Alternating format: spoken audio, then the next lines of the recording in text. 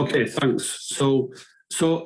As Inga mentioned, this is incredibly the sixth in this series of webinars, and so I'm going to cover two topics in this one, and these come from this guide that I wrote in 2019. It's incredible to think it's already quite a long time ago. That because there's a lot of talk about sustainability and the Sustainable Development Goals. But they are quite complicated if you don't know where to start. So I wrote this guide to try to help people get started. And one of the principles of the Sustainable Development Goals is that you have to kind of localize them. And so this 7 kind of point scheme here is my attempt to localize the SDGs to the museum sector. They're thinking, well, what are the things that museums more or less all do? And if they do them in a particular way, could support sustainable development better? And the two highlighted ones at the bottom are what I'm going to talk about today. So how do museum operations and partnerships relate to the Sustainable Development Goals? Well, museums can really contribute a great deal to the Sustainable Development Goals through the decisions they make, whether those are small decisions or large decisions, and really at all levels. And also to say that partnership is one of the main aims of the SDGs. It's one of what we call the 5 Ps of the SDGs. So in the Sustainable Development Goals, they take the original 3 dimensions of sustainability, environment, society, and economy, and they change them a bit. So we talk about people and planet and prosperity and peace and partnerships. So partnerships are crucial. So this webinar, as Inga says, is the 6th out of the series of 7. So in this webinar, I'll talk more about the kind of the model, about the concepts and the general approaches. But then in the next webinar, in roughly a month, we'll look at how do we put these things all together and how people can apply them to their own work. And to say that that I consider leadership and management and operations together here to try to get across the idea that leadership isn't just the job of the director, that we all have agency, more or less agency. We all have some element of agency in our own work. And really our contribution to sustainable development is in terms of how we use that, that bit of space.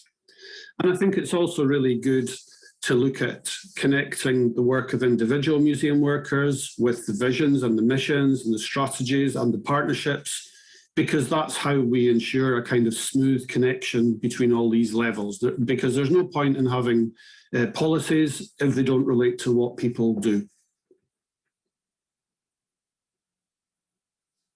And so the first thing I'm going to kind of talk through, and I know it looks a bit confusing with all of these images of, these are SDG targets. And I thought I would say a bit about this.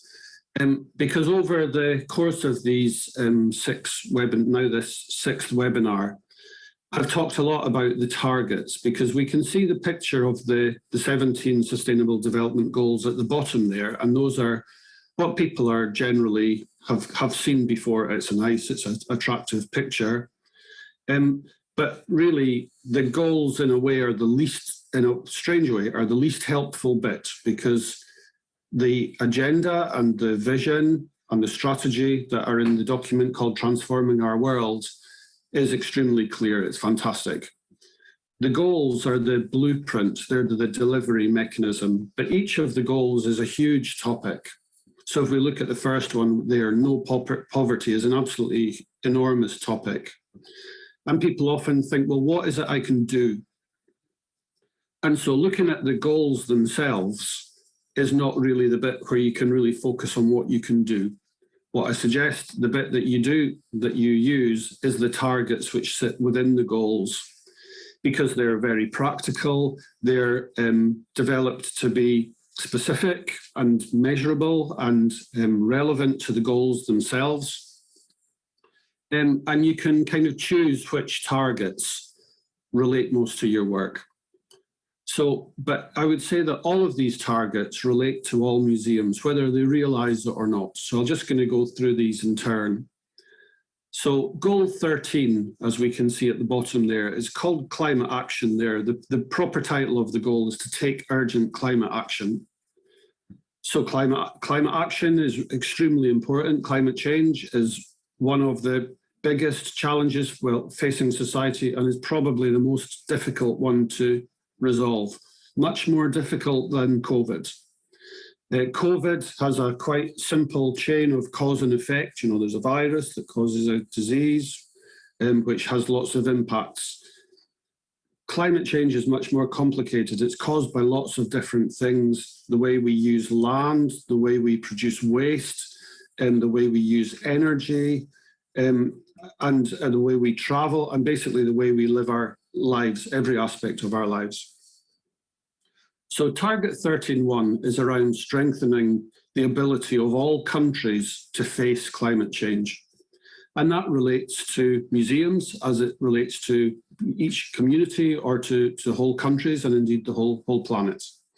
So if we look at 13.1 there, if we were in a management or a leadership position, we should be thinking about, well, what is climate change going to mean for this place where I am in 20 or 50 years' time? What do we need to do now to make sure that it is going to be able to adapt and survive to that time? Target 13.3 is about building knowledge and capacity to meet climate change. And although we often think about that in terms of educating the public, we also, before we can educate the public, we need staff to know, to care, and to have the skills to act on climate change. All of the blue targets here come from goal 16, which is around peace, justice, and strong institutions. You might think, oh, well, that's to do with the law, or that's to do with, that's to do with government. It's actually to do with much, much more. It's to do with peaceful communities and societies. It's around fairness, it's around human rights, and strong institutions relates to museums as much as it relates to any other part of society. So if we take some of these targets here and how we might think about how they relate to museum management and leadership. So promoting the rule of law and ensuring equal access to justice. As we look around us, unfortunately, people do not have equal access to justice.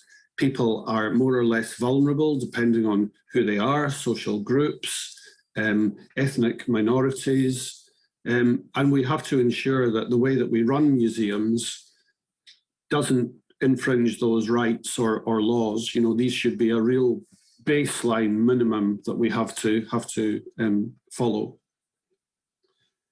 Target 16.6 is a very important one because it's around developing effective, accountable, and transparent institutions.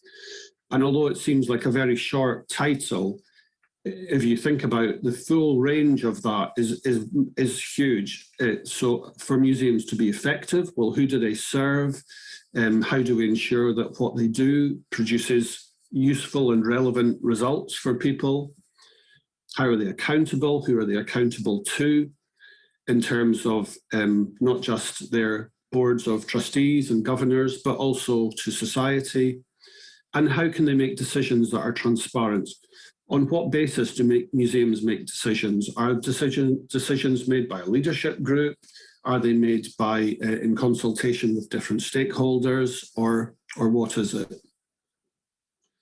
Target 16.7 is related to 16.6, but is also around looking at, well, how do we ensure that a broader part of society is involved in the decisions that affect them? And if we were to think of this in terms of museums, we might think in terms of, for example, your collecting policy or your exhibitions program. How or when or if do you consult with different stakeholder groups to ensure that what you're developing is useful for that community, for society more broadly? Target 16.10, again, seems to be quite short, is around ensuring public access to information and protecting fundamental freedoms. You think, well, what is this, fundamental freedoms? It is a different way of saying human rights. So within that single target there, you have, there should be a commitment to be following all human rights, whether they come from the Universal Declaration of Human Rights, whether they come from your national legislation or wherever. And then we move into two blue ones, which are differently coloured, and these come from Goal 17, which is around partnerships. And there are two that I've mentioned here. So 1714 is around policy coherence for sustainable development. What is policy coherence? So policy coherence is saying that your policies, that your decisions relate to one another in an effective way. For instance, there's no point in having an education policy that talks very much about addressing climate change if you have an operational policy that doesn't. Those kind of effectively cancel one another out. Policy coherence is around ensuring that there aren't conflicts in what you do, or what we call trade-offs, which, like I just mentioned. And we can talk about policy coherence in what you would call both a horizontal way and in a vertical way. So policy coherence for sustainable development in a horizontal way might be within your own museum or across different museums, policy or between different sectors. Policy coherence in a vertical way ensures that the work of every museum worker relates into effective results for your overall museum that build into overall results that you want to achieve for your community, and that fits within the global picture. And really, that's one of the fantastic strengths of the Sustainable Development Goals, because if we can think back a few years to how do different sectors collaborate. Well, one of the things that gets in the way is they don't have a shared language. They might not really have this common agenda. You know, they value different things. They don't have a shared destination or goals. And the Sustainable Development Goals are really a fantastic tool for this, because they help you quite easily find people who are interested in the same thing. So if you were to take an example, if you were to advertise more broadly that we're a museum and we're interested in working on SDG 1, no poverty, there's a good chance that you would be able to find partners, because lots of people will be working on SDG 1. And if we move to the last one that I've got there, target 1719, because we're thinking here about ethical and responsible leadership and management. If we think of this COVID time has kind of caused museums to think a bit, to reflect on what does success look like. Prior to the COVID situation, success is very often measured in terms of visitor numbers, although it's not always so clear what the visitors were doing or what difference it made, because it's quite easy to count numbers. It's much more difficult to evaluate other kinds of difference. So this target here, 1719, around develop measurements of progress, it uses a quite old-fashioned term of progress, could be seen as, well, what would an ethical and responsible museum leader and manager, what would they think of as, you know, as value that's created? And we might think of that in terms of value that's for people, or value for the economy, or value for nature. You know, what do they look like? And just to say, the reason I've included the picture of all of the goals there is because, although I'm doing it myself at the moment, looking at the targets, it's important to emphasize that these are to be seen as a connected kind of network of targets and goals. It's no use addressing one target or one goal if you're just, you know, cancelling out activity somewhere else, or just moving problems from one place to the other. So secondly, if we look at employment and staff training, this relates to, I've chosen 5 of the goals here. Sustainable Development Goals around effective, ensuring inclusive and equitable quality education and lifelong learning. That relates to training as much as it does to educating the public.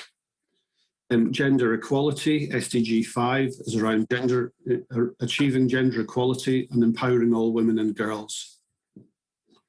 SDG 8, around promoting sustained, inclusive and sustainable economic growth, full and productive employment and decent work for all.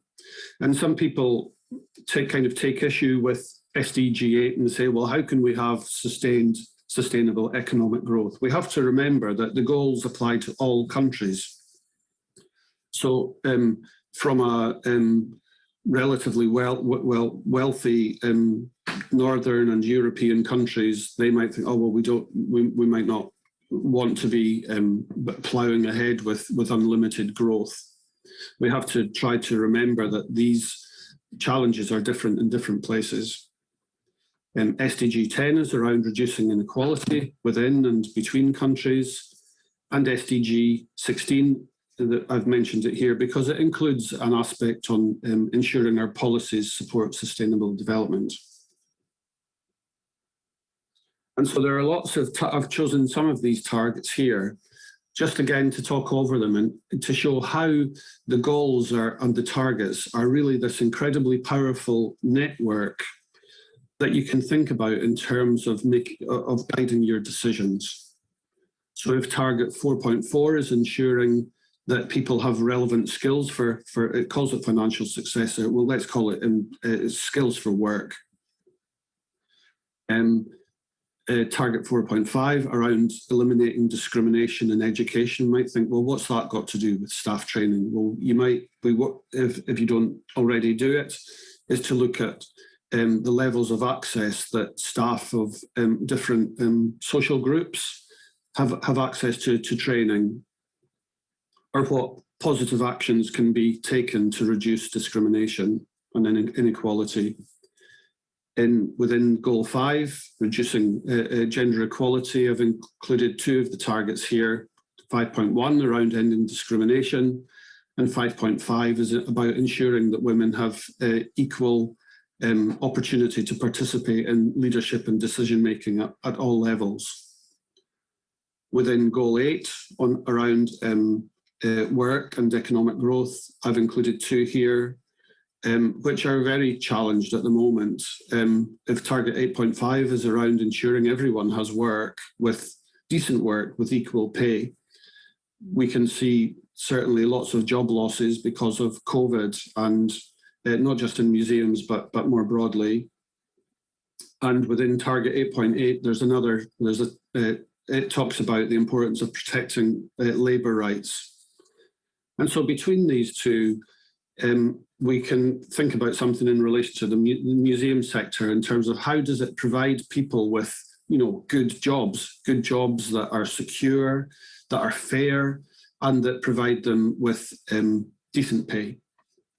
And I think we can see, there are quite a few surveys about this lately, that there are many ways that this is challenged in different countries with the increased what we would call the casualisation of the workforce, people on short contracts or no contract, and so on. Within Goal 10, which is the one around reduced inequalities, I've chosen 3 of the targets here. 10.2 is an extremely important one because when it talks about promoting universal social, economic and political inclusion, I've talked about this one before in relation to how the public are able to access museum services. But we can also think about this in terms of how different social groups have access to work on a fair basis, and how they're able to participate and benefit from the economic side of museums and so on. 10.3 and 10.4 are very similar. The way I think of the difference between these, 10.3 is around removing any barriers to equality, and review your policies, ensure that they aren't discriminatory in any way. And 10.4 is around taking positive steps to enhance equality. So they are very closely related, but slightly different. And as I mentioned previously, like target 16.B is around ensuring that you promote and enforce non-discriminatory laws and policies for sustainable development.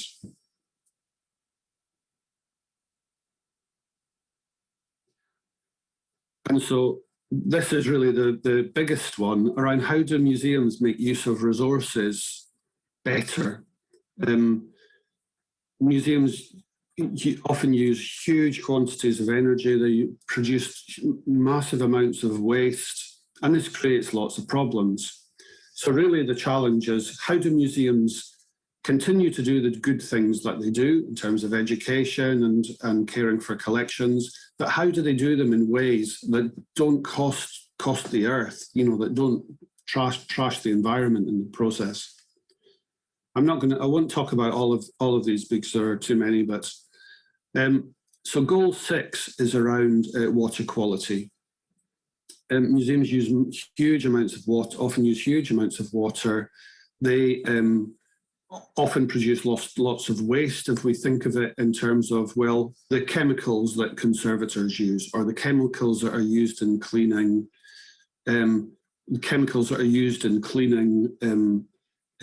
bathrooms and so on. Where do they all go? They all end up ultimately in the rivers and the sea. They cause pollution.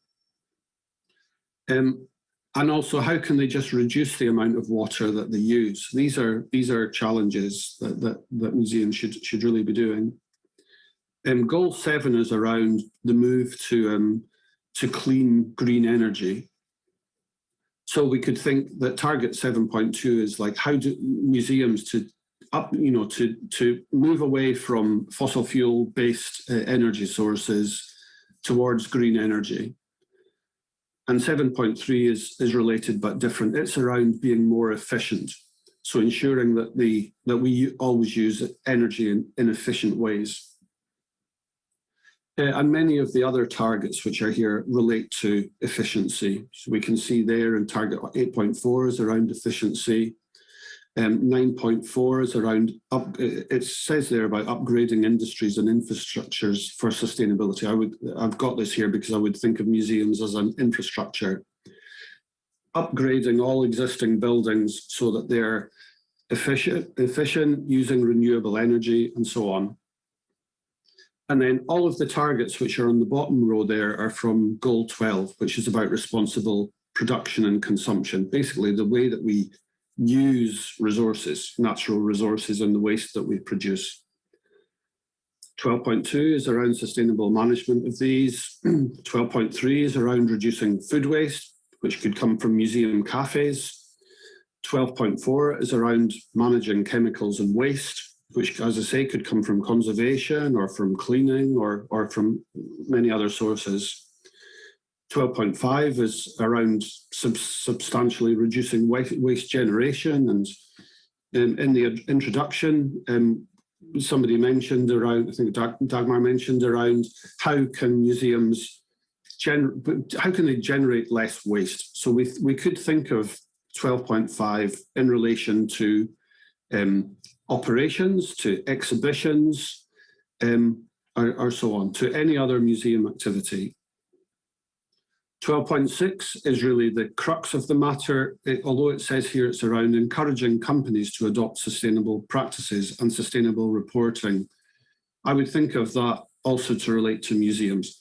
How can we encourage museums to adopt sustainable practices? And as we say, to go beyond talking about sustainability to making plans and commitments and real action.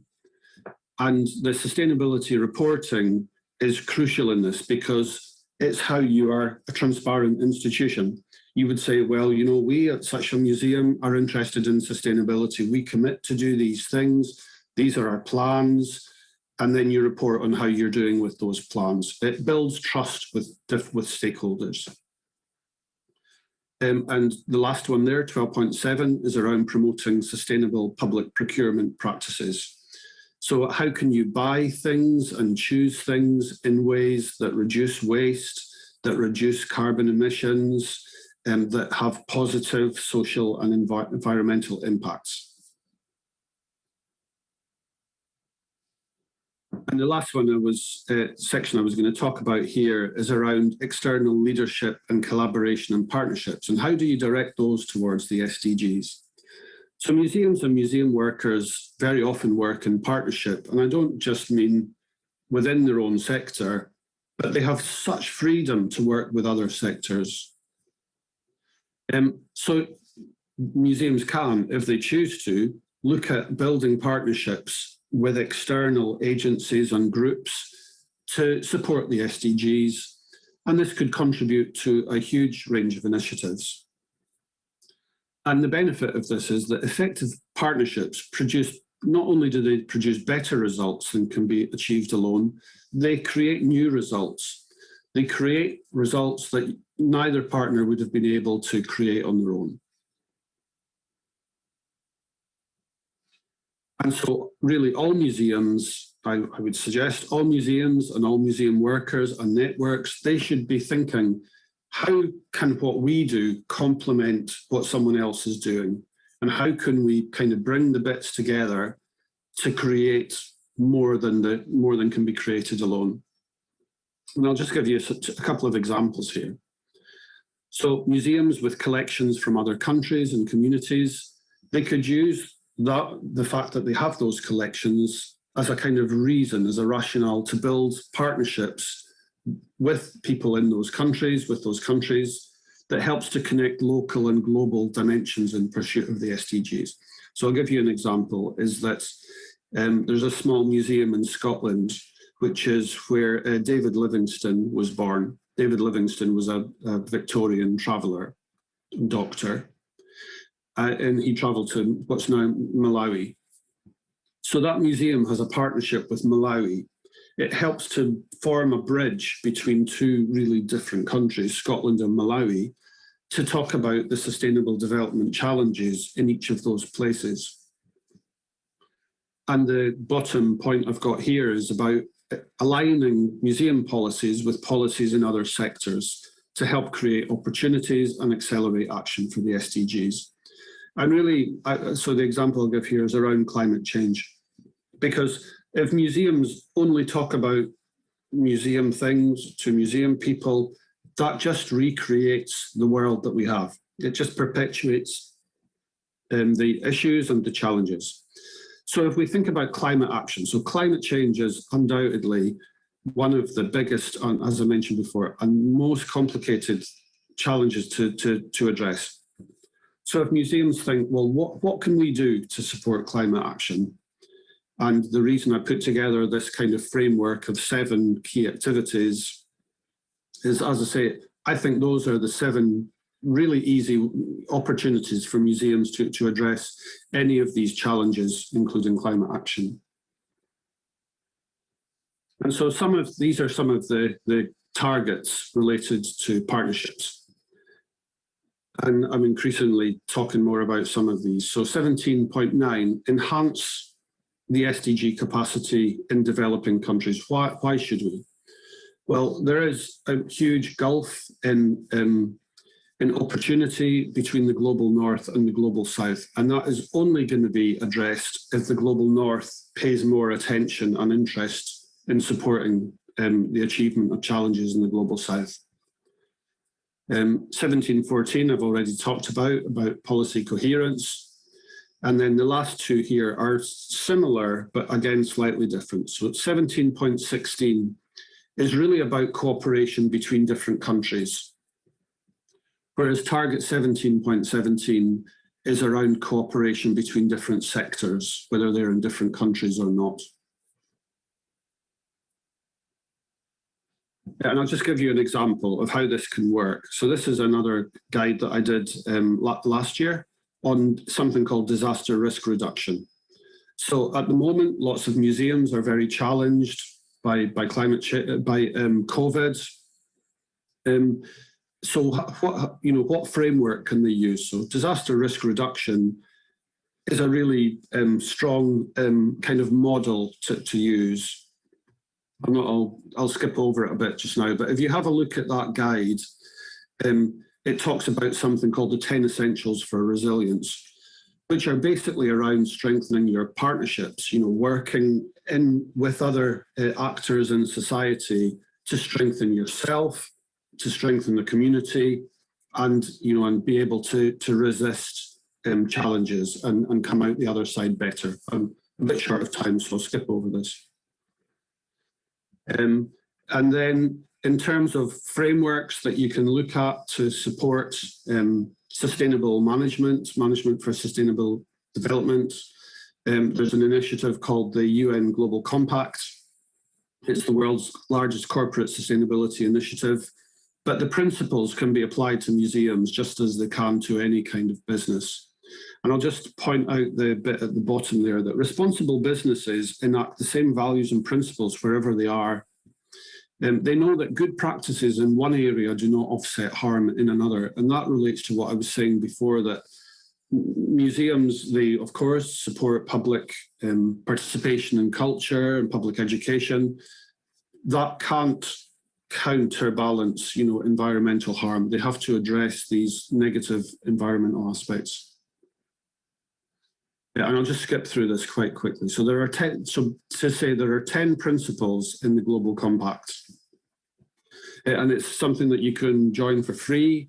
You write a letter to the Secretary General of the United Nations. You commit to the principles and to report on them each year. It helps to build transparency.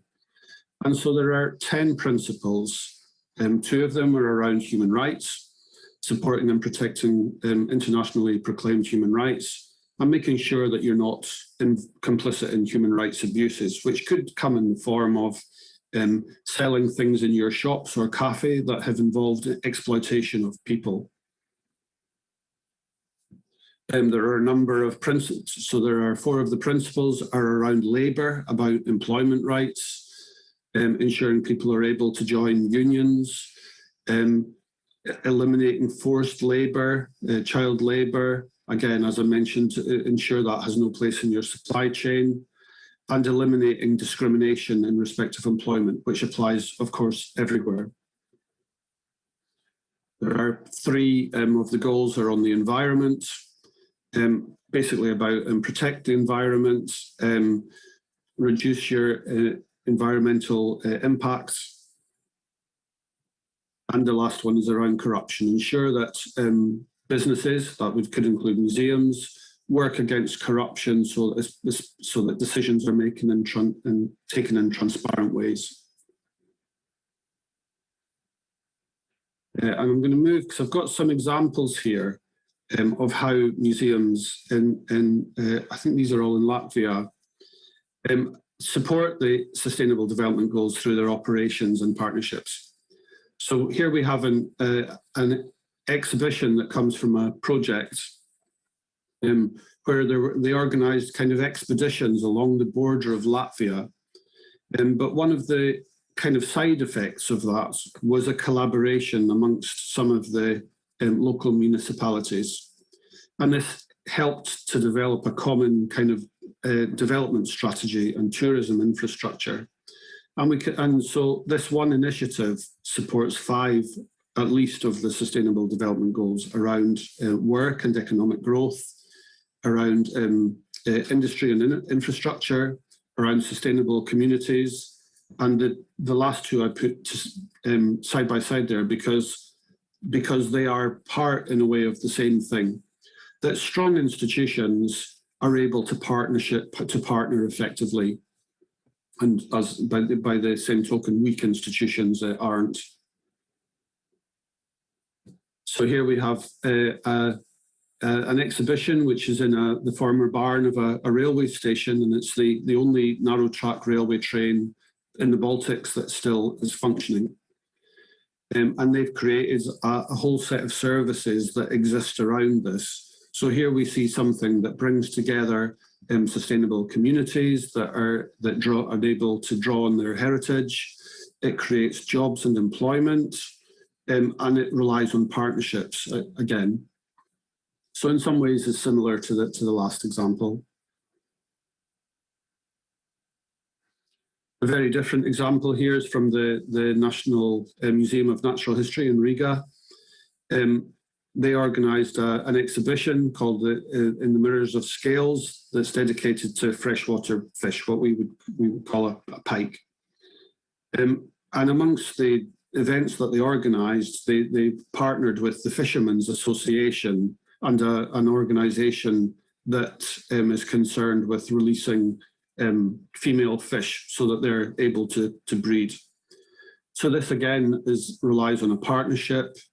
It builds quality education. It's around responsible consumption and production because it ensures that there are plenty of fish, that the fish aren't being exploited.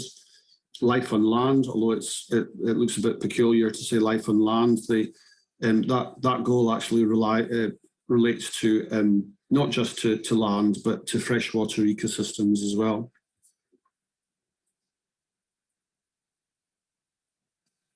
We have one here.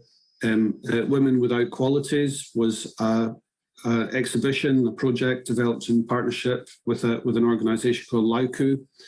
The exhibition was curated by a representative from that partner, and they brought together different women artists of different genres and generations, and they used that event, that exhibition, to bring together different parts of society to talk about women's status in society, their rights. And so here again, we see an exhibition activity that relies on partnership, helps foster sustainable communities, cities and communities, and connects with SDG 5 around gender equality. And then we have the Maduana Local History and Art Museum, which cooperates with the State Probation Service to give people who have been in prison the opportunity for work. And this has lots of benefits because people in prison suffer great marginalization, mental health problems, and stigma, and so this is a really fantastic example of how a museum can help to include people in society. So the example here was of somebody who helped to clean all of the irons in the collection. And so thank you for your time. I hope that's been interesting, and I hope to see you next time. Thank you.